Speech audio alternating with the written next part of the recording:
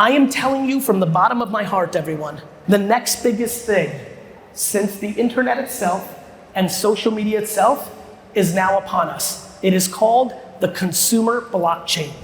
When I really analyze what has allowed me the great flattery of having a speaking career and having successful businesses and being a happy person, professionally, I do a lot of things well, I do a lot of things not well. We're all that way. But at the end of the day, there's always been one thing that I've done exceptionally well, and I define it in my mind as day trading attention. The one thing that I know, whether you're an entrepreneur, whether you're an executive, whether you work for a Fortune 100, or whether you work for a Fortune 1000, or 10,000, or 100,000, the only common denominator that I can talk to in a room of this size and bring value to each and every one of you is predicated on attention. The currency that we are all battling for to achieve anything we want, including knowing that many of you have your professional wants and needs, but there are things that you care about in your life outside of your work, whether it's a family business that you're not involved in, whether that's a nonprofit, whether that's social issues, whether that's raising a couple of dollars for your kid's school. The one thing that is the common thread to this room is before you can tell someone what you want or what you'd like them to do, you need their attention. And attention has been a huge passion of mine my whole life. I've been in the advertising industry for the last 13 years, and VaynerMedia has disrupted that industry quite a bit, and it was because of my focus of attention. Many people here work in big businesses, whether B2B and B2C. It has been my hypothesis for the last 15 years that the way they've tried to build their brands and create sales has made assumptions on consumption from television commercials, from digital, assumptions on reports, assumptions on reach. They buy and spend so much money to get reach, to get awareness, but they accept reports and how the industry has traded on it, yet it's not true. It's not actual consumption, it's potential reach. This thesis that I see from the world's biggest companies also plays out for the individual influencers and creators and entrepreneurs in this room. That right now, I'll give you a great example. In Romania, so many of you continue to be obsessed with growing on Instagram, while TikTok is underused in the country, but the attention is there at enough scale that the content you provide would outsize the return of followers and awareness that you're looking for. We are incredibly good as human beings at respecting yesterday's attention, and we're terrible at respecting today's attention because we always convince ourselves that it's tomorrow's attention. This is the framework that I've been trading under pretty much my whole life and definitely the last 25 years of my career. Before I get into the state of the union of Web 2, the state of the union of Web 2.5, which is really the big opportunity, while we go to Web 3, I want to create context about Web 1. There are many people in this room that would never admit to this, but only 25 years ago, they disregarded the internet itself and thought the internet was a fad. There are many people in this room, who disregarded every technology over the last 25 years. They didn't want to put their credit card into a computer because they were scared their credit card number would be stolen to buy something. They did not want to give up how many people in this audience, raise your hands, are over the age of 45? Raise your hand. Don't be scared, I'm over 45 too. Higher. The amount of people who just raised their hands that did not want to give up a pager to get a smartphone. Or, my favorite one for everybody who raised their hands, kids. Do you know how many people just raised their hands that swore they would never give up their BlackBerry for an iPhone because they didn't want to give up the buttons? Watch this. Raise your hand if you're one of those people. How many of those people now have an iPhone? That. What just happened there is what I do for a living. What do you say you're not gonna do that I know you're going to do, and how do I build infrastructure there so that when you show up, I have more market share? This happens within genres. So many people in this audience thought that Facebook and Twitter was stupid the first time they heard it. When Facebook first hit the scene, it was only for kids. Today, only 15 years later, it's only for grandparents.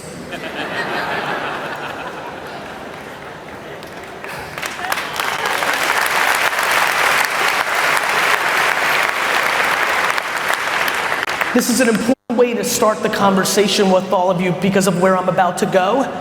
We, as human beings, love no and are scared of yes. It's what we do. We get comfortable and we are unable to see the opportunity that is in front of us because of that fear of trying something else, because of that lack of interest to put in the extra work, to do the homework, to understand the new thing.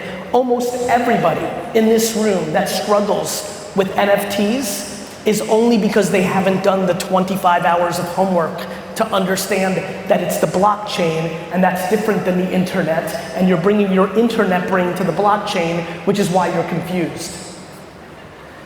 The reality of the world we live in today is technology is happening faster, and the opportunities happen faster, and the vulnerabilities happen faster and more extreme.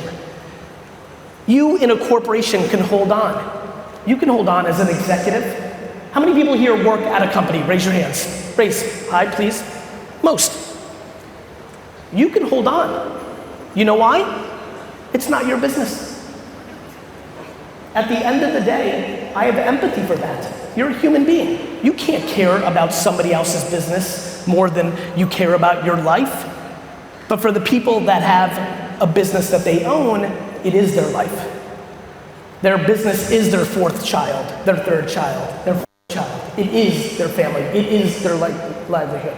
This is why entrepreneurs often will move faster, not because they're smarter, really, not because they're smarter, but because they have no choice. They have no choice. When you miss market inside your company, you can resign and go work at a different company. Even a competitor of the company you just worked for. Happens all the time. That used to make a lot more sense in the 50s, 60s, 70s, and 80s because everything moved slower. But what I'm passionate about is flying into this great country and looking across this many people and just getting one of you to recognize that you're putting your head in the sand, to recognize that you're living in no, to recognize that you have a lot more of your career left. One of the biggest arguments I hear from so many people when I talk about this stuff is like, Gary, I've been doing this for 25 years. I don't have, I'm just not gonna do this much longer. I don't even have the energy for this anymore. And I always ask them, like, how much longer are you gonna do this? And often they say 15 years, 12 years, 20 years. That's a long time. That's a long time. And so I come here because 2021, 2022, and now going into 2023 has absolutely started the process of us living in a Web3 world. This does not mean, like some of my friends believe, that we're gonna live in the metaverse next year. I don't see it. I don't see people wearing headsets and spending 7 hours a day in the metaverse. I think that conversation is premature, but on the horizon. What I do know, though, is that every hour on the hour, more people become comfortable with the concept of owning a custodial wallet, have purchased a cryptocurrency, have tasted it, have bought an NFT. The problem with Web3 is there's too much greed in it because there's too much money being thrown around. Web 1 and Web 2 was all happening behind the scenes. Web 3, everybody's trading and people are getting FOMO when people are making lots of money, and people are making fun of people when it crashes like it has the last month. All of that is just noise. That means nothing in the macro. The technology doesn't give a shit of the price of Bitcoin and Ethereum. The technology doesn't care if VeeFriends or Bored Ape or World of Women is doing well or not well. The technology is. The biggest mistake that we make from America to Romania to China and everywhere in between is we actually think technology cares about our opinion. The amount, right? I'm gonna go to the guy who clapped because I'm very happy with him, right? Like, fuck. As if the blockchain cares what we think about cryptocurrency. Like, our opinion of cryptocurrency is gonna dictate the world's technology. More importantly, it already happened. I'm not standing up here talking about Web 4. It already happened. It already happened. I watched this movie play out for the last 20 years with the internet. Again, nobody would like to admit what they thought about the internet, about email, about the iPhone, about Facebook and Twitter and Snapchat and TikTok. Nobody here wants to make fun of themselves for what they actually thought, yet so many of you in this room are repeating the same mistake again. Now, when I say repeating the same mistake, I don't think anybody should dictate somebody else's ambition. I think that's ludicrous. We all have different levers of success and what we want to happen. To me, I'm just talking about what's actually happening. How one in this room wants to decide what they do about it is on them. Some people in this room are actually retiring. As a matter of fact, who here in this room is retiring in the next 5 years? And I don't mean that you're gonna build a huge company and retire and buy an island. I mean, you're old and you're almost done. Raise your hands. Put on the lights. I want to see it. I was really hoping you were going to raise your hands, sir. Hold on. Raise your hands. I want to see who's retiring in the next 5 years. 1, 2. All right. Let's clap it up for the 4 old people.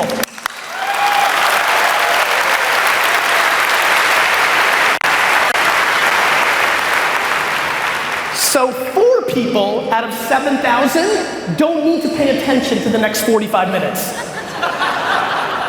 Everybody else here better wake the fuck up. And let me tell you what I mean by wake the fuck up. It comes in 2 ways. For some of you, wake the fuck up means actually going on the offense and making a career change, putting in work to educate yourself for 30, 40 hours on all these new things. Try something on the side creatively while you do your thing and pay your bills in case maybe it clicks and then you can maybe do that.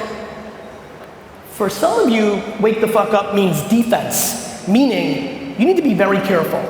If you are a cliche 38 to 54-year-old executive right now, and you are not paying attention to the current state of Web 2, Web 2.5, Web 3 emergence, you are going to lose in the next 10 to 15 years your opportunity to grow within the organization.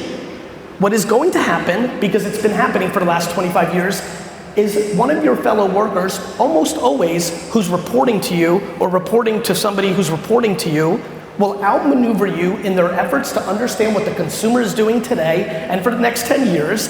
And when economic stress happens, the organization will go with the more contemporary marketer or decision maker to get the next at-bat. This is happening right now. I say this in this room because the last 3 weeks of my life have been talking to Fortune 5,000 board members and CEOs because the recession is coming and they know that their marketers are not on it, and they are asking me who in the organization that I'm servicing that's not the CMO should get the next job, and none of the number 2s are on my recommendation list. Why? Because of what I'm saying now. What I have been confused about for my whole career is why people get away from the trenches. Why they become so about meetings and boardrooms and lose touch with what actual human beings do. Why they begin to believe reports that are fake over their own common sense intuition and what they believe as a human being.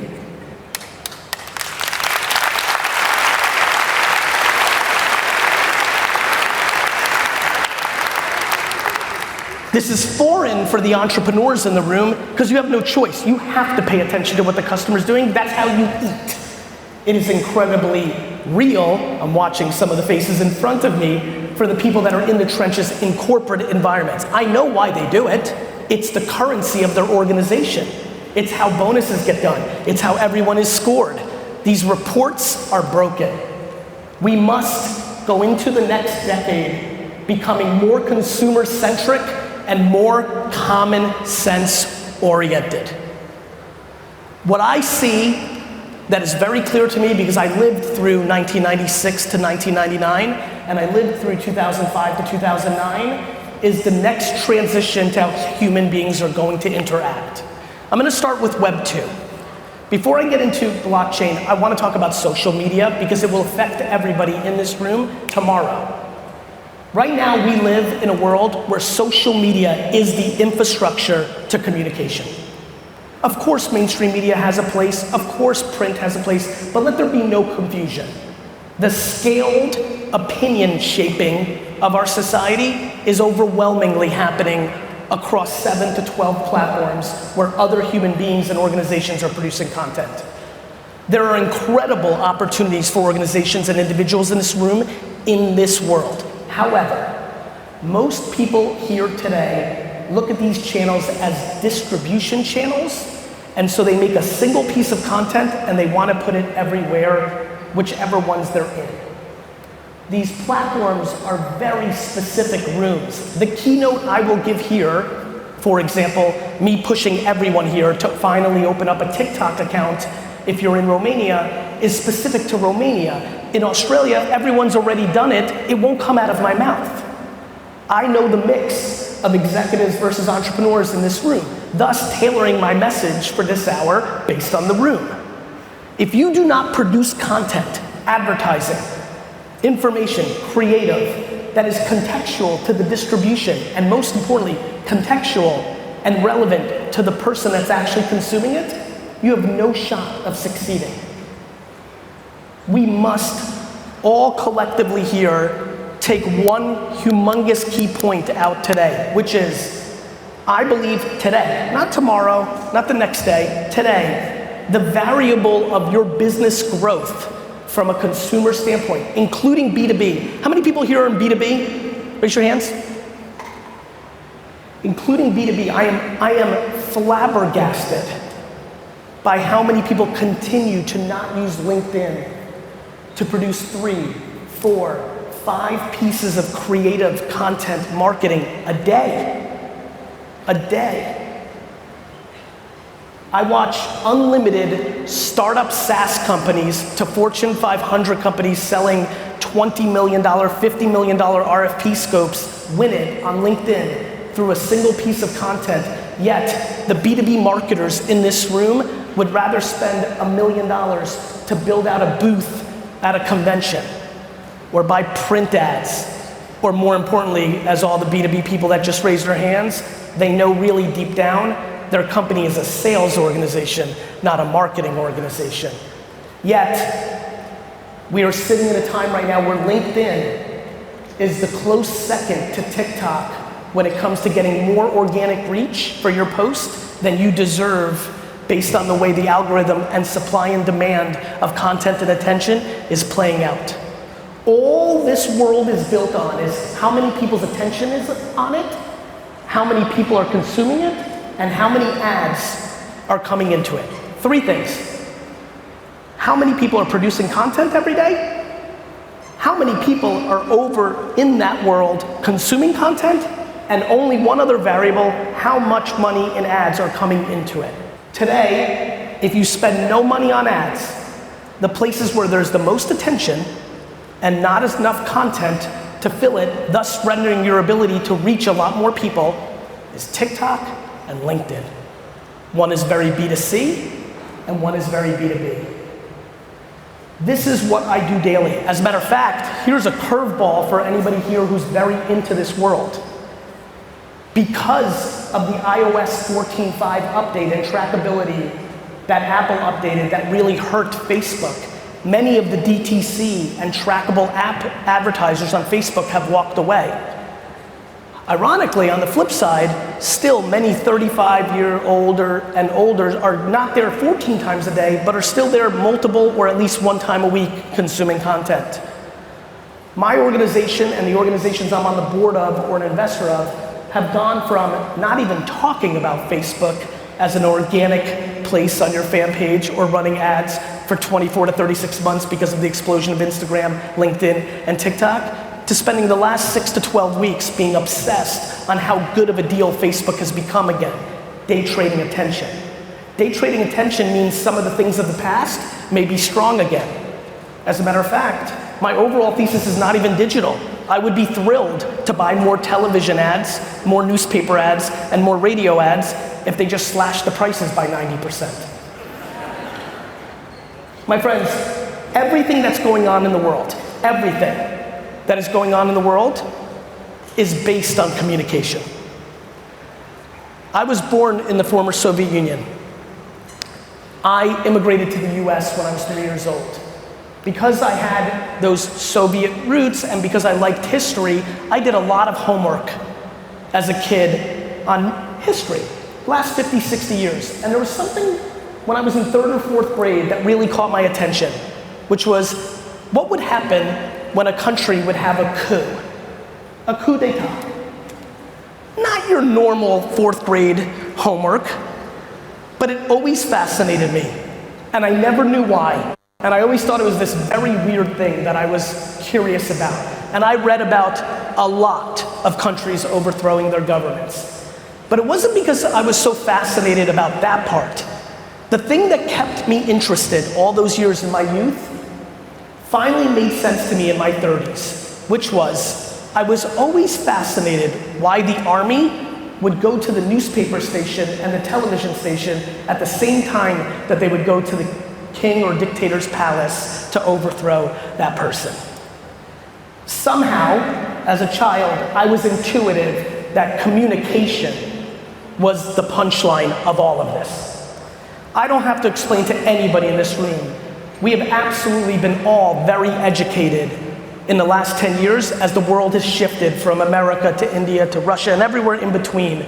The world has absolutely recognized the argument I was trying to make in 2005. In 2005, 6, 7, 8, when I would go to conferences like this and we would go to dinner, my argument with the people from the outside of a small group that believed in social media was very simple, which was everybody in that table was underestimating the power of the platform.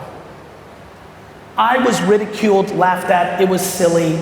People did not believe that Twitter and Facebook could sell anything. Only 15 years later, everybody is always in a debate on how much these platforms should be regulated, how awful are they or not. We went in 15 years from a place where we did not think that Facebook and Twitter could sell a bar of soap to a place that we think they're so powerful they can undermine democracy. That happened in 15 years. What's about to happen with the consumer blockchain is going to be incredibly similar. Today, as I sit here, so many of you have not even begun your journey of actually educating yourself on what a blockchain is. You have opinions. You have opinions based on 1 or 2 or 3 headlines you saw, or one conversation with one friend that has a strong opinion, by the way, pro or con. You have opinions. But the reality is, we do not put in the work. However, why this is important is very simple. It will change the way every single human being interacts. Now, what's ironic about it is much more Web 1 than it is Web 2. The reason it's more Web 1, for the OGs in this room, especially even a generation even older than me, I heard about the internet in high school, but I had no idea how to even get on it. No different than people hearing about the blockchain and NFTs, but they don't know how to get a wallet and buy one. Kids, sit down and wait till you hear what I'm about to say. In 1994, I used to pay $3 a minute to AOL to be on the internet. And if my mom picked up the phone, I was knocked off the internet. Think about that. Think about that. Right now is the biggest opportunity for wealth distribution, for company growth and decline. It's starting right in our face. Consumers will always pick things that eliminate friction. In 1996, I told everybody, when I was just entering my father's liquor store business in New Jersey, that I was gonna take my dad on the internet and I was gonna sell wine on the internet. Every wealthy, successful business person that was in their 20s, 30s, and 40s that used to come to the store that I would talk to said to me, why would anybody buy wine on the internet? You can just come to the store and get it. They would end with asking me, who would buy wine on the internet? I would look them dead in the face and reply, everybody. In 2007, people looked me dead in the face and said, why would anybody use Twitter? Who cares if somebody's eating a pizza or walking their dog? I would look them dead in the face and say, everybody cares. Humans are very bad at understanding humans. Today, I have dinners all year long, and people say to me, NFTs are so stupid. Bill Gates, one of the great technologists of our time, much like he did with the internet 20 years ago, said they're scams and they're stupid yesterday on stage or 2 days ago. People say to me, why would somebody want an NFT? Who cares to own a JPEG with a monkey on it? NFTs are stupid. Gary, who is gonna own, how many people are gonna own an NFT? And for the last year, I've looked them all dead in the face and said, everybody.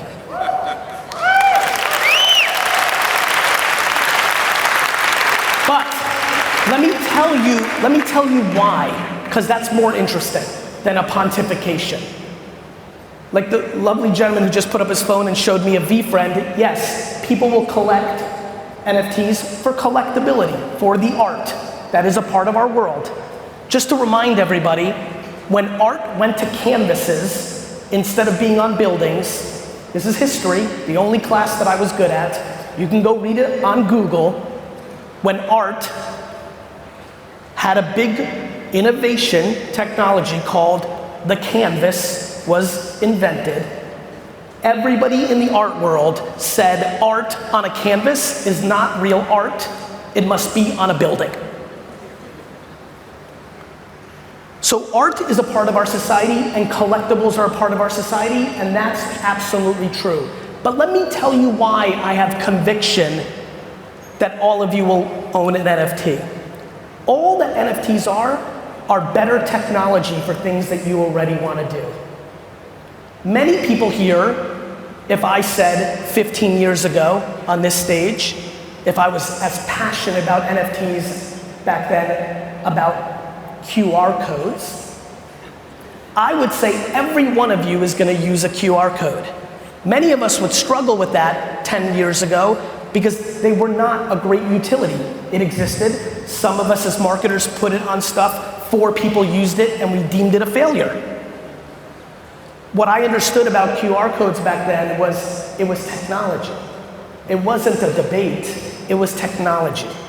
Today, everybody in here uses a QR code, A, because if you want to eat at a restaurant, you need to use it to get the menu. But B, it's your airline ticket.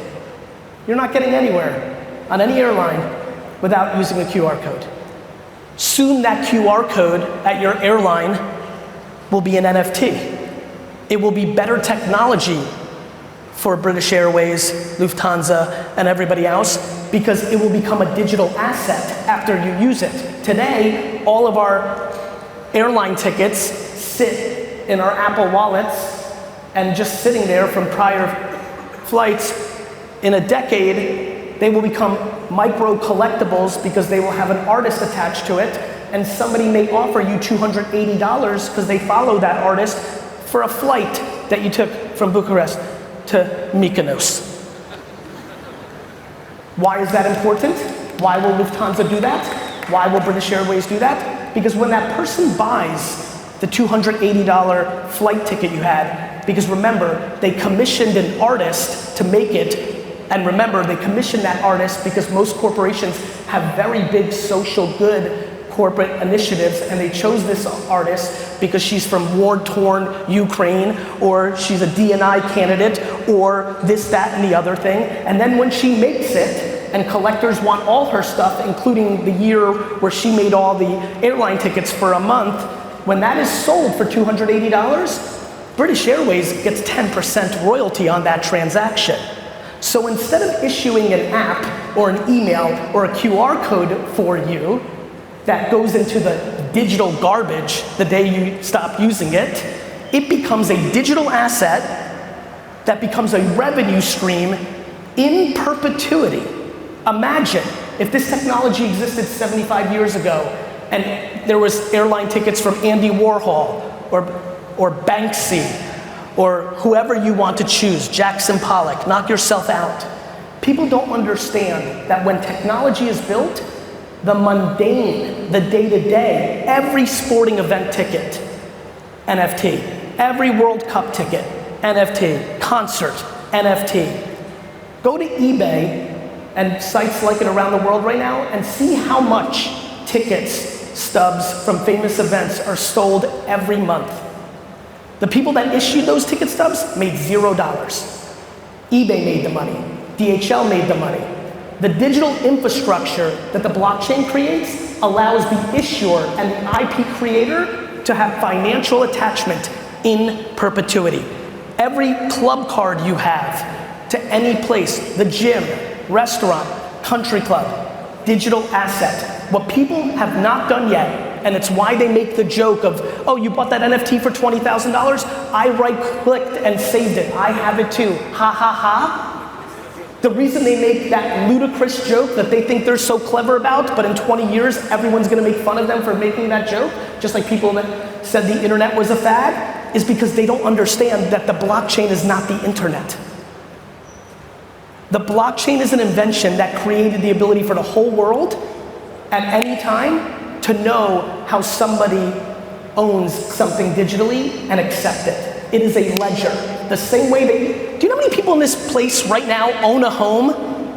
Own a home? Yeah, let's raise hands. Who owns a home or an apartment?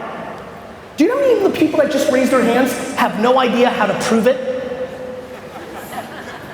Just don't know how a title actually works. That it's a paper or digital ledger that's centralized and controllable by others. This is profound technology. Oh, and let me remind you one other thing. How many people here have children, either their own children, grandchildren, or nieces and nephews that are of the age of 5 to 14? Raise your hands. Let me just ask this room that has that. Have you ever heard of Roblox? Have you ever heard of Minecraft?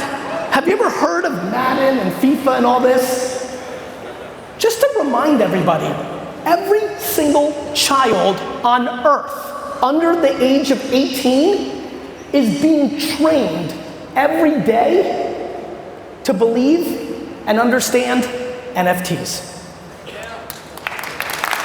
All of them. All of them. You know what my favorite part is?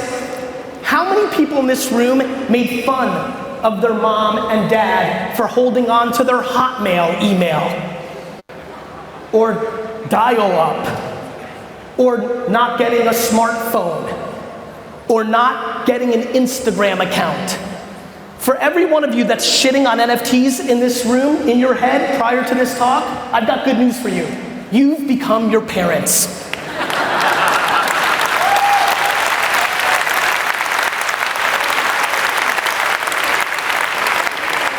Now, this is very important because I feel like the last 8 minutes have been very compelling and may have started the process of people becoming curious and maybe doing something. I need you to hear something very, very, very profound.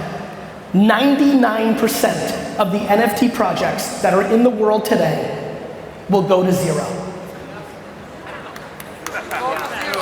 It's very important to hear. What I just talked about for the last 10 minutes is not VeeFriends, is not Bored Ape, is not CryptoPunks. It's about the technology and consumer behavior. As a matter of fact, many of the large corporations here are part of the 1% because they'll be able to actually provide utility on the back of the collectability. We have just lived through the collectible era with a hint of utility. We are going to the era of utility with a hint of collectability. So before, thank you, but before you go and run out and buy something tonight, you must do 20, 30, 40 hours of homework. And let me tell you how I did it. Just 2 years ago, even though I watched it in 2017 with CryptoKitties, I bought Ethereum in 15, I was watching, but I wasn't in because the timing wasn't ready. But 2 years ago when I got very deeply like, uh-oh, the hairs on my neck, it's time, I sat on my floor, it was COVID, I put my YouTube on my TV, and the first thing I typed in is, what is an NFT? Enter. And I watched hours of videos. I'm not a good reader, some of you are, so you'll be even more efficient.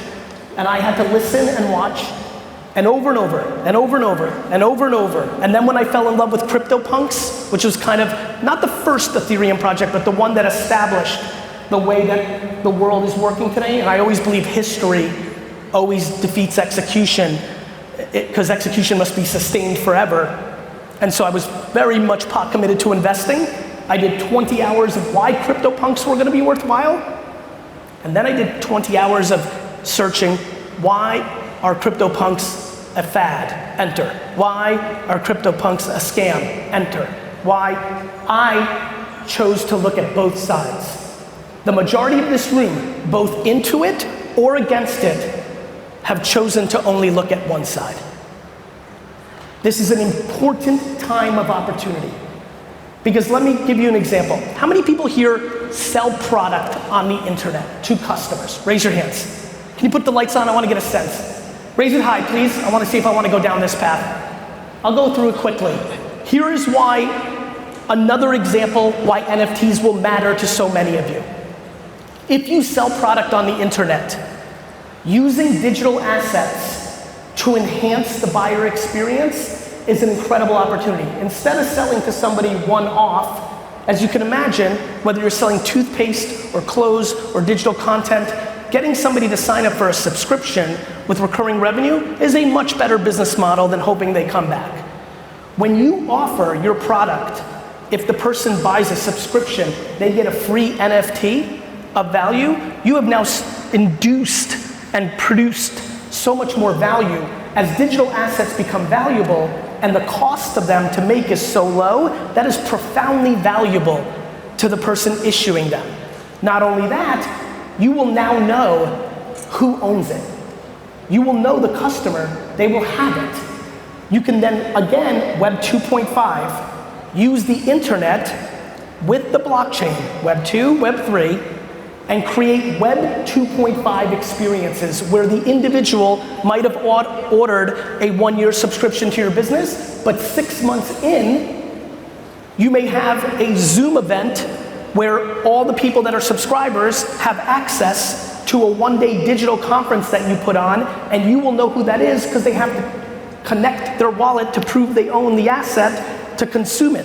What will that do? There will be people who want to get access to the content, who have not subscribed to you, who will buy the NFT off of people who bought the subscription. You, as an organization, will make a royalty on that transaction.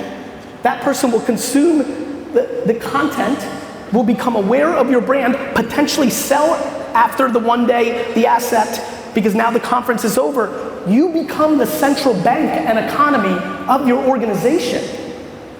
If you have no idea what the fuck I said, watch the repeat of what I just said on Google. Suck at 90% of things. But for the last 25 years, I was very blessed that my parents had sex at the right second to give me DNA that makes me uncomfortably intuitive to what you're gonna do. What is very clear to me that you're gonna do is there's not a person in this room who is not gonna interact with the consumer blockchain at scale. Many of us hear the history of AOL, Google, Yahoo, Microsoft, Facebook, Twitter, and we missed it. We missed the opportunity to invest in the stock. We missed the opportunity. Some of the executives in here missed the opportunity to go work at the company. They were scared, it was too new. We missed it. I am telling you from the bottom of my heart, everyone, that the next biggest thing since the internet itself and social media itself is now upon us. It is called the consumer blockchain. There's a ton of confusion. One of the reasons there's confusion, as I said earlier, there's so much greed, because there's so much money attached to it. Web 1 and Web 2, all the money was behind the scenes, the VCs and the startups. But the consumers, us, we didn't get to participate, we just used the products. Unfortunately, and I say this as an entrepreneur and a capitalist, unfortunately, there's so much money being thrown around that we're seeing the worst behavior in people trying to steal and scam. And then even not bad intent, people, I'm sure this is not gonna confuse anybody, people do dumb shit for money. And so people are guessing and hoping and borrowing and unfortunately the market got very hot for a year, skyrocketed prices, so people that were guessing were winning. And when people that are guessing are winning, I'm always scared. I'm incredibly happy standing here today based on the last 6 to 12 weeks of the correction of the market. It's going to weed out a lot of people that are gonna go on to the next thing that they think is a quick buck. But the builders, the technologists, the people that understand what the consumer's actually gonna be doing for the next 20 years, this is their favorite time. I wanna remind everybody, especially the OGs that lived it, to remember, and then for the kids that didn't live it, I want to remind you, when the internet started to get momentum in 1997, 1998, 1999, many of those companies went public. Some of those companies went public in 1998, 99, and were worth 80 billion. This is back in 1999. That's like 80 trillion today. 80 billion, 50 billion. They didn't have any revenue. The world subconsciously, this is a very important sentence, the world subconsciously knew something big was happening, thus pushing so much money into it.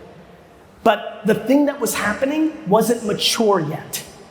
And so what everybody expected, me included, I was a kid.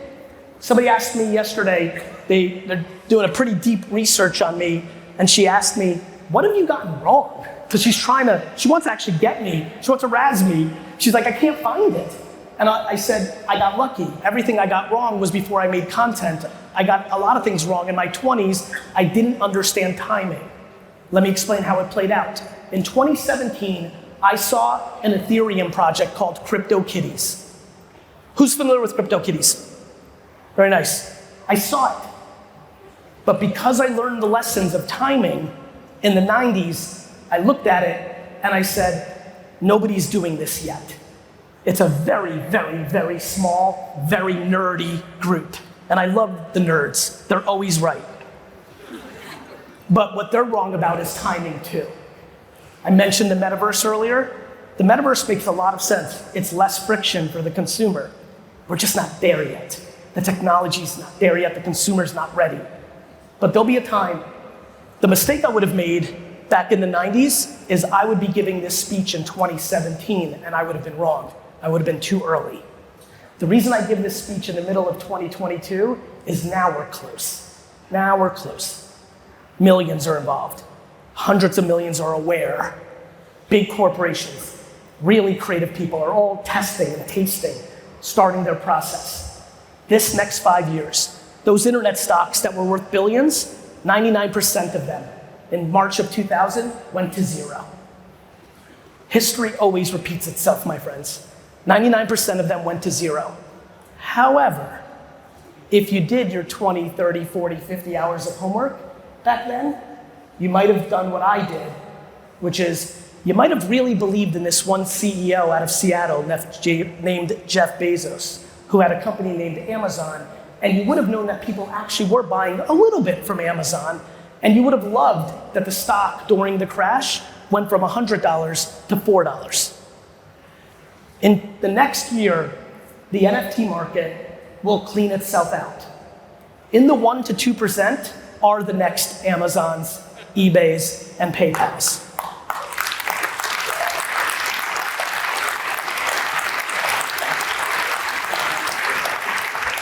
What I desperately want for everybody here, because I want to get an email from you in 13 years saying thank you, and then it's I was in Bucharest in 2022. At first I thought you were full of shit, but then I did the homework. Now I made $1 million. Thank you, Gary. You're welcome, Sandro. What I want for this room, what I came here to do, was to give context, clarity on actual consumer behavior, timing, with the hope to inspire you to not listen to me, to not listen to the mainstream media that always has an agenda to not let the world advance because it hurts their business model, to not listen to your one internet friend, whether they're pro or con, but for you to have the curiosity and the understanding that you've lived long enough now to know it hasn't mattered in the past when you didn't want the technology. You eventually had to figure it out, and it's always better to figure it out early, to go home and do the work. It's a perfect time. It's the summer. A lot of you are gonna go on vacation. A lot of you are gonna do half-day Friday. A lot of you are working remote and actually have a little more time to do an hour of research. This is the time to get educated on Web3 and start executing Web 2.5. Web 2.5 for me, the way I define it, is when you use equally and aggressively the current state of the internet, social, Discord, and the blockchain, which I would argue is the far majority of what's happening now. We are not in Web3 yet. We are not in decentralized servers at scales yet. We don't have a TikTok and Facebook social network yet that's built on the blockchain, that's owned by nobody, and we all use. I'm going to close with this. I'm going to tell you why I'm so excited about the blockchain. The blockchain is decentralized. Nobody controls it. Over the last 5 years, us human beings have gotten very good at something. Let me tell you what that is. We, in the last decade, have become remarkable at blaming everyone and everything besides our own selves.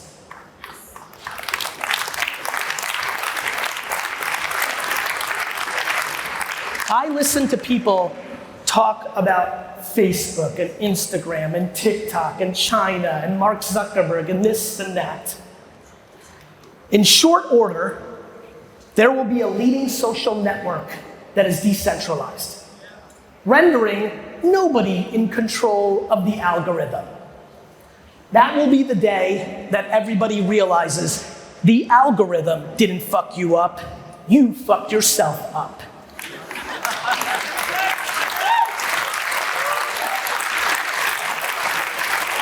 I believe if we are fortunate, the blockchain will become the foremost technology to allow us to start the process of a more brighter decade.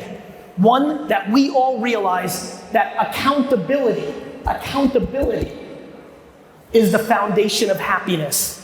It may not be fun to face the mirror and understand your shortcomings. It's not fun for me. I have plenty. But I promise you, you want some anxiety to come off your chest? You want to smile a little more than worry? It starts with accountability. And I believe as we head into this decentralized world, accountability will gain momentum, and that will be good for society. Bucharest, I love you. Thank you for having me.